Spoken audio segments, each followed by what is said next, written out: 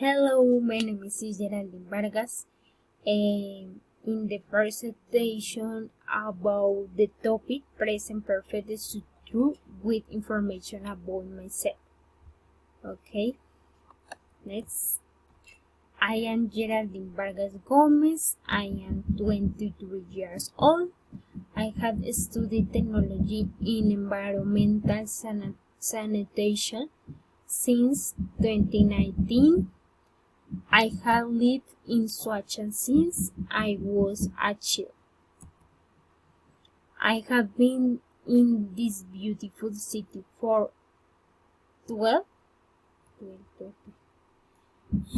years. I have enjoyed all the landscape and the river in many places in Colombia. Next, I am single and enjoy life.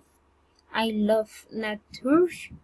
I like to take care of it and teach it to other people. I like listening to music, to march and travel.